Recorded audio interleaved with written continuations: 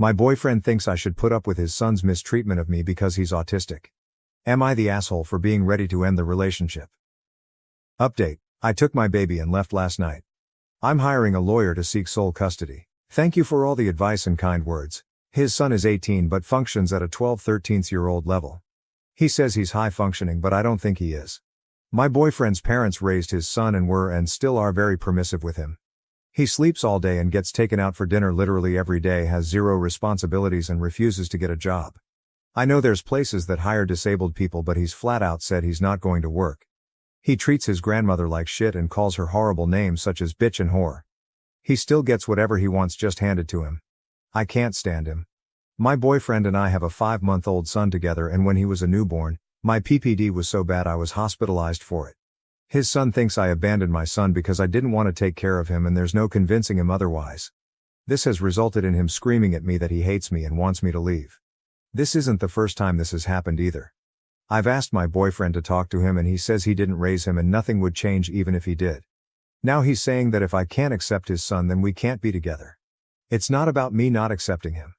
I've known since the beginning of our relationship, almost 3 years, that his son is autistic and I loved him and felt maternal towards him. His own mother basically abandoned him so I felt bad for him but now I don't exactly like him since he's spoiled and entitled.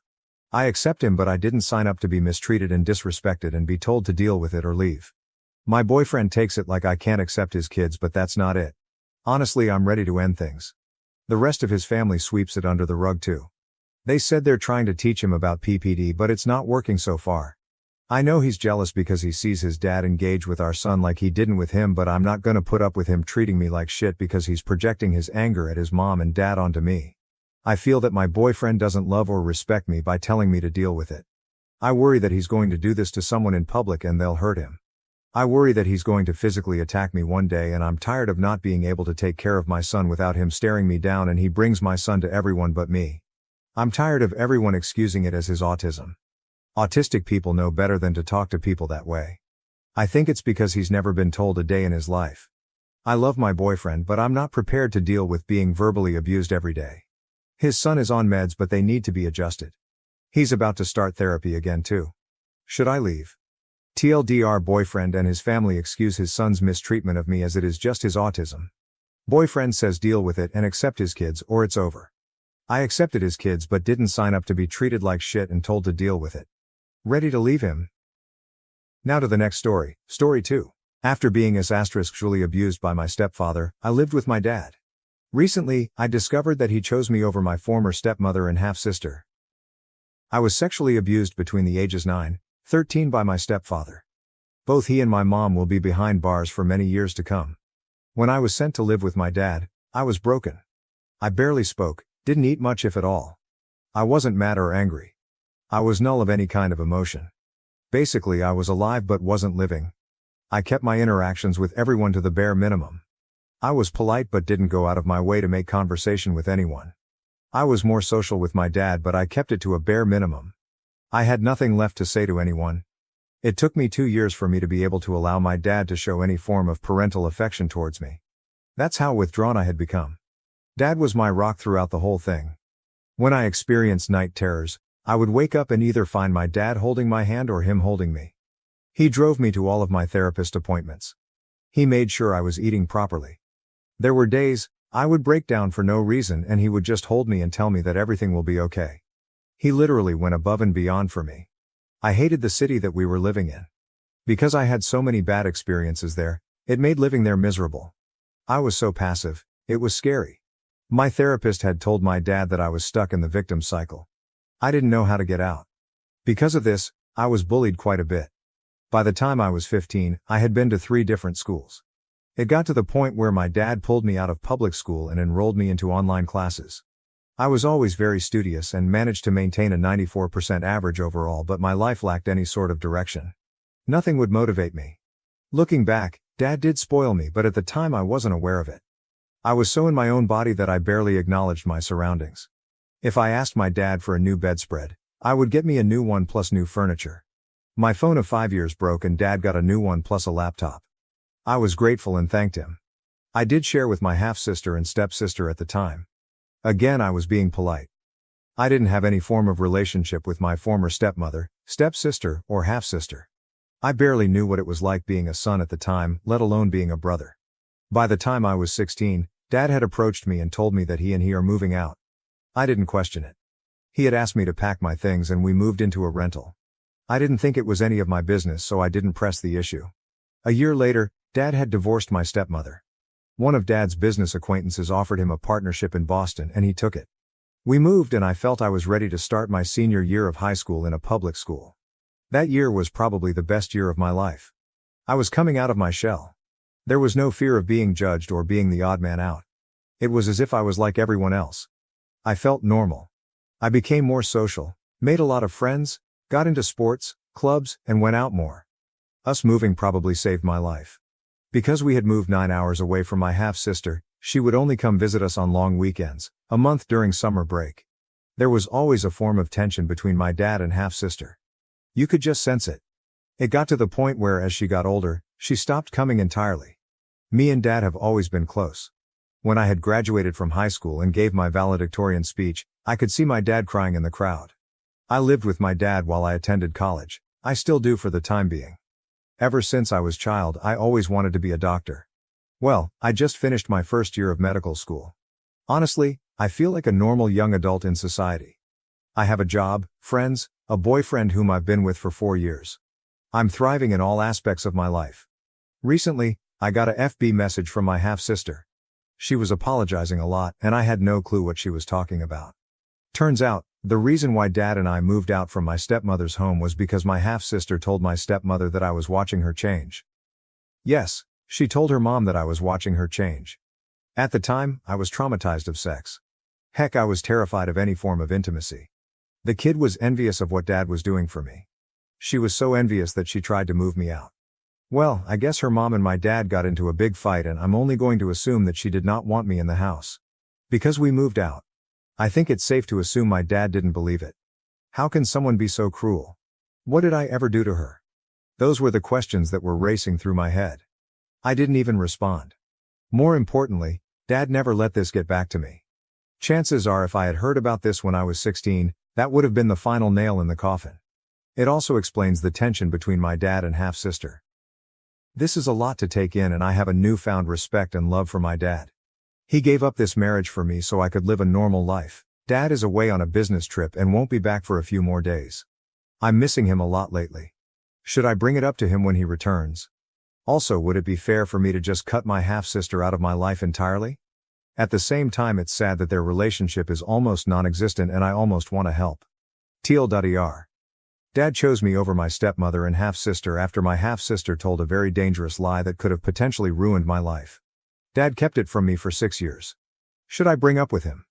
Edit. I wasn't expecting such a huge response. I just wanted to say thank you for all the feedback. It will take some time, but I will read all of them or as much as I can. As I was going through the comments, I found a number of people questioning the integrity of this. This is a part of my life. I don't normally like to talk about this. Aside from myself, my dad and close friends, not many people know about this. The fact that people are saying that it's fake. I don't know what to say. It's not my place to try and convince anyone. Believe me, there are times I wish could convince myself it's not real, but that's not possible. When I wrote this, I wasn't thinking about syntax. It was more just getting this out. People question its integrity based on grammatical errors. Forgive me, but I wasn't in the mindset to reread and go over it. As for how I became valedictorian, and a number of people were very curious, I did respond to it in the comments, but I'll post it here too. It was very unorthodox how I became valedictorian after attending a real HS for only a year. My overall average was the highest in my graduating class, but because I was in online classes for my previous years, I wasn't eligible at the time. I met with the grade coordinator and inquired about my chances, and her response was the same. I broke down in front of the coordinator and I told her the truth. Being named valedictorian was something I always wanted. To be that would have been my first accomplishment that I would have achieved based on my own merit. Yes, there is also the likelihood of getting a free ride to colleges. It wasn't trying to be valedictorian for financial reasons. Money wasn't a problem. Dad did make a lot. It was more this being my first official achievement. This would have helped me self-worth as well. The girl who was originally going to be valedictorian did meet with me and I told her the truth. She actually talked to the administration to let me valedictorian instead. It's something I'll forever be grateful for. That's actually how me and her became friends. Not many people would do that, and in HS. I'll be posting again, I just need a few days. Now to the next story, story 3. An old friend of mine has been acting inappropriately towards my daughter. I am taking steps to protect her. The last few months I've been chatting to a friend more regularly than before. We've been friends for over a decade, and we used to be really close, but we slowly drifted apart. I should probably mention we are both men in our 40s. It's been great catching up with him, and honestly I really needed a friend, so it's just been great. He's got a long-term girlfriend and 2 young children. A couple of months ago we visited his house for the first time. He recently moved and we weren't speaking much before that, just an occasional comment on Facebook. And me, my 14-year-old son and 20-year-old daughter spent a few hours honestly just chatting about nothing, but in a good way, you know. While we were there I noticed that he kept looking at my daughter out of the corner of his eye. I never really caught him fully looking, so I thought nothing of it, especially as he has known my kids for over a decade. I didn't mention it to my daughter as I didn't want to make her feel uncomfortable if it was nothing. A couple of months went past and we visited them again. He kept talking to my daughter and not really to me, which is fine, but it just seemed odd when my daughter has really bad anxiety, and she can't really hold a conversation, and she makes it clear when she's uncomfortable talking. He just seemed to keep looking at her and talking. Even if he was talking to me, he would just look at her. The final straw was last week. We visited them and we've been having a heat wave, so we were all dressed in as minimal as possible. My daughter in a thin pair of skirts and a t-shirt, my son in a pair of athletic shorts and a gym top, and me in a polo shirt and white chino shorts. Nothing unusual, just basic summer wear. When we were in conversation he would look at my daughter. When anyone told a joke he would smirk a little or give a small laugh depending, but if my daughter told something mildly funny he would really laugh to the point that even she would look awkward. He kept dropping out of conversation and just staring at her. I think she noticed it as well because she started to lean back in her chair to try to cover herself. Even though she was fine. She looked uncomfortable. Then when the sun set she put on a thick jacket and zipped it up. I don't know if he's just trying to be friendly and he doesn't know how to act, or if he's only inviting us round to stare at her, and if so then I don't know what to do. Yes, she's 20 but she's still my little girl and this man watched her grow up. It just seems strange. I don't know if I should say something or just don't go around there again. Either way, I think it's the end of the friendship, which is a shame, but oh well. Update. Edits at the end of post update from my last post. I spoke to my daughter about the whole thing and wanted to know what she thought about it all because I didn't want to say anything if she didn't think it was odd. She told me that after the first time we saw him again, a few months ago, he had appeared outside her work after she finished her shift and asked if she wanted a lift home instead of getting the bus. She said that since he was a good friend of mine she trusted him and got in his car. On the ride home he repeatedly touched her leg and started talking about how much she's changed since he saw her last, before we all met up, and how much of an adult she looks now. He told her she's growing into her body like a good girl. My daughter said that she would walk the rest of the way home because she didn't want to put him out too much, but he insisted on driving her all the way. She said she kept moving away from him but he was leaning to touch her knees. She said that at a red light not long before the house he gave her his mobile number and texted himself from her phone and told her to call him if she wanted a lift or anything else. Then when she got home she went to leave the car but he grabbed her arm and asked her where his hug and kiss goodbye was. Not a new thing, he gives us all a hug every time. And when she leaned in he held her tight and whispered that she should call him. In the last few months since then he has repeatedly been sending her explicit texts and images and waiting outside her work asking her if she would like a lift home, even though every time she said no. She said she didn't want to say anything because she didn't want to upset me as he was the only friend I had. I feel sick thinking about this. This is my daughter. She's 20 but she's still my little girl and I feel like I've put her in danger. I've messaged him asking him to stop contacting my family and I've sent him the screenshots from her phone as reasons why, but he is messaging me asking me why when she is an adult, and the only sleazy thing he's done is cheat on his girlfriend, as my daughter never physically said the word stop, she just ignored him. I'm so angry at him and myself. Edit. I'd like to say thanks to everyone for the advice. Also I've been getting a lot of mom comments, and although I appreciate the sentiment very much, I am her dad. Unfortunately her mum passed away quite a few years ago, but I really appreciate that everyone thought I was her mum. It really is the biggest compliment to me. I must be doing something right. We went and spoke to our local police and they couldn't really help us as she had willingly gotten into his car. They did say that as we have spoken to him already, they could keep a file open and if it continues then they would be able to take action. Honestly, it seems that they don't really care about it at all, which is alarming and upsetting. We sent the screenshots and an explanation to his girlfriend, and we've had some missed calls from him, but that's not our problem. We've blocked him on everything and have completely removed him from every social media. My daughter has spoken to her work and they have said that until she is able to find another job, they will ensure that at least one other member of staff will wait with her for the bus, and I will be meeting her at the first stop in our town to take her directly home on days I'm not working, and on days I am, then her grandparents will be picking her up. She is safe. I also had a lot of comments suggesting I get violent with this man. Although I do appreciate that a lot of people would be choosing the other route of resolving the problem face to face, I'm not like that. I'd like to be. I'd like to say that there's no problem I couldn't solve that way. But that's simply not me. It doesn't make me a bad dad either. I found another way to solve the problem and make sure my daughter is safe and comfortable. Thank you all for your help and advice. It's nice to find some support through the internet sometimes. Relevant comments. Commenter: it's not your fault, but you need to have a sit down and talk through the socialization for women to be nice and how to get past that mental block. This is something a lot of us go through, and it puts us in really awful situations. Help her understand that her safety is the most important thing. She doesn't have to be nice or put up with things like this.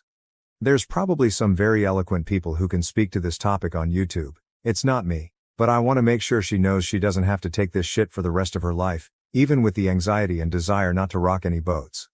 OP.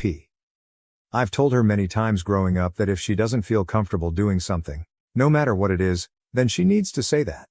It doesn't matter if it upsets someone or offends someone. All that matters is that she is safe and comfortable. I'm hoping that she will be like this from now on, and I just hope that she knows I'm here for her no matter what. Also, there's an update to the post. Thank you for your comment. Get her a weapon. We're in the UK, so she's legally not allowed any weapons, including pepper spray. The only thing she is allowed is an alarm, which she already had anyway. We are looking into some objects which can be carried around legally or discreetly. Currently we are looking into a keyring, which is like a long sharpened stick, though there's not many places willing to ship them to us. I'm so very sorry to hear what you have been through, and I wish you well throughout your life. Thank you for watching. If you haven't subscribed yet, please do so and hit the notification bell to stay updated with more shocking real-life stories happening around you.